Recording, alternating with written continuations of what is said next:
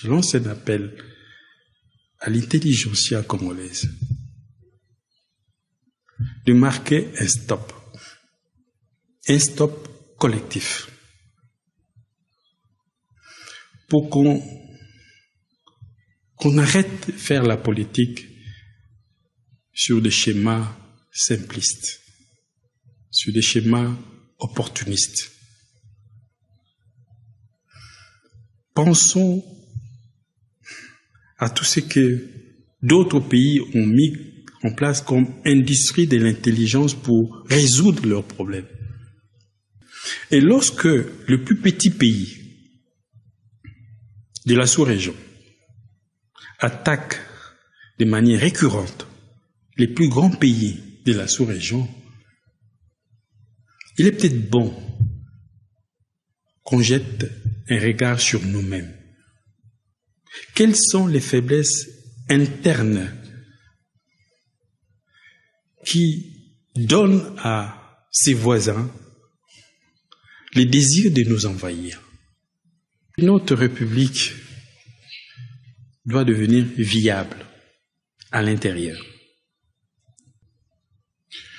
Vous savez, nous sommes devenus indépendants le 30 juin 1960 sans désir d'émancipation par les savoirs et sans volonté de renouveler notre humanité qui avait traversé quand même 5 siècles de chosification par la traite négrière et quasiment 100 ans de vassalisation coloniale. Nous n'avons pas renouvelé notre humanité. Et pire que ça, nous sommes devenus indépendants avec une constitution élaborée par les Belges, dont la dernière mention stipule donnée à Bruxelles par les rois de Belge. C'est la charte fondamentale, c'est ça. Comment pouvez-vous devenir indépendant avec une constitution élaborée, écrite, discutée et confiée par les colonisateurs? D'où l'importance de réinterroger les contenus de notre indépendance. C'est pour ça que je lance un appel à l'intelligentsia nationale. À travers votre antenne, permettez-moi de le faire. Il faut que cette guerre du Rwanda nous intime à nous-mêmes l'ordre d'un stop collectif pour interroger notre parcours en tant que peuple. Vous nous en croyez possible au regard de ce que vous avez vécu en 98 et de ce qui s'est reproduit plus tard? C'est non seulement possible, mais plus que nécessaire. Il faut qu'on donne à notre pays, je veux dire, un programme de redressement décisif qui comporte un volet de reprogrammation mentale, cognitive et politique. Il faut reprogrammer notre manière de faire la politique. Et il faut donner à notre pays, j'allais dire, un projet de nation, un projet inviolable des nations, où quel que soit le gouvernement qui prend la responsabilité du pays, que nous donnions des ordres.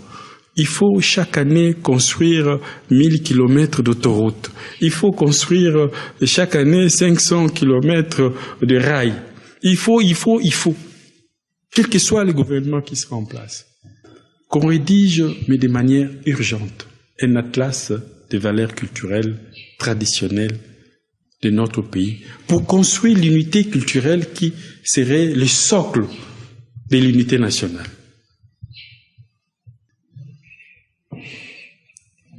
Alors, si nous faisons ça,